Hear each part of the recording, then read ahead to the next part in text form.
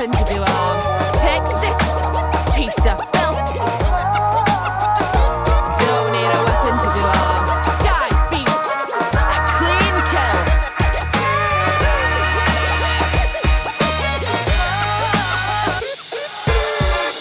Adapt or die.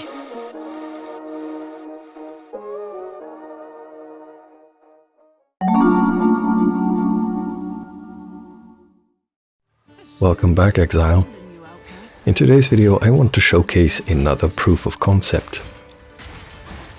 I had this terrible idea that I should try and make a Caltrops only build and see how far I could take it.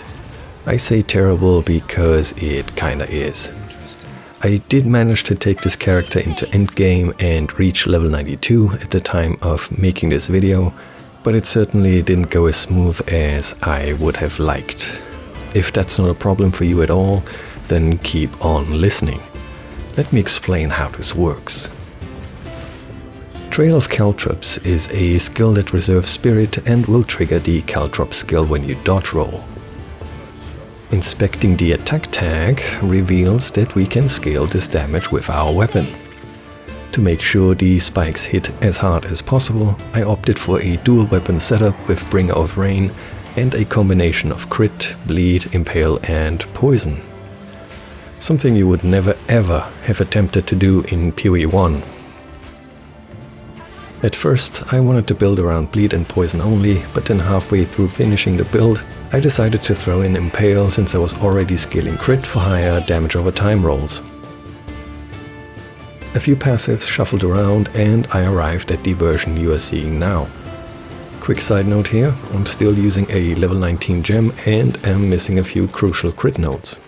However, it works surprisingly well anyway. To make sure that I can also clear monster packs, I decided to use Herald of Blood paired with Plague Burst. Herald of Blood's damage cannot be directly scaled with attack modifiers, but it can be increased with conversion and non-attack damage modifiers, such as gain extra damage as physical and increased physical damage. Or at least that's what the tooltip and in-game testing showed me. Don't ask me why that works, I'm as confused as you are. I was under the impression that unscalable literally means that, but it appears there's something not being communicated here. Also, Herald of Blood itself cannot inflict bleeding, but Plague Burst can, so I make Herald of Blood apply poison, that then dictates the base damage for Plague Burst, which then also applies poison and bleed to trigger a chain reaction when enemies die. To top it off, I threw in Blood Boil from the Ritualist Ascendancy for even more on-kill pops. Speaking of which, I'm using Ritualist over my initial poison stacking Pathfinder approach because stat pressure is very high, resistances are hard to come by, and Ritualist ended up with a notable chunk of additional life.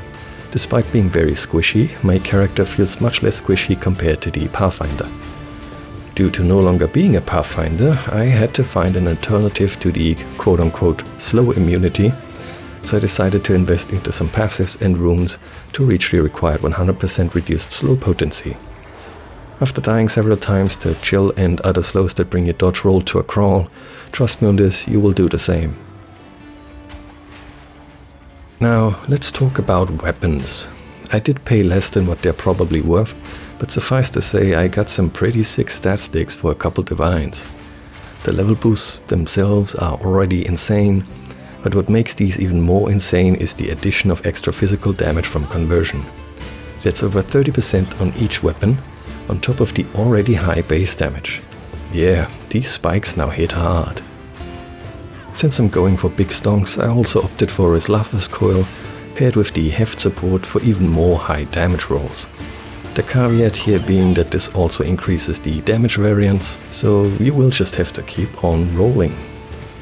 As for Impale, I'm using the unique gloves Dreadfist, which allows me to inflict Impale when I crit, but I can only extract them with non-critical hits. I'm not sure how much crit I would need for optimal damage, as I can't exactly control the Caltrops, but I decided to go as high as I reasonably can. To increase my chances for survival, I'm using one of my favorite items currently in the game, Bushwhack. An incredibly useful pair of unique boots as it allows all physical damage to apply pin buildup, which then light stuns the enemy and locks them in place.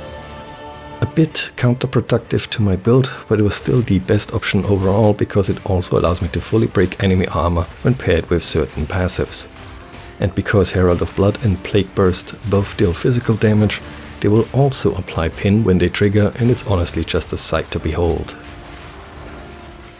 Pretty much everything else should be covered by the POB in the description, but I'm always happy to answer any of your questions. I hope you enjoyed this showcase. If you did, you know what to do. Thank you for watching, and I will see you next time. Cheers!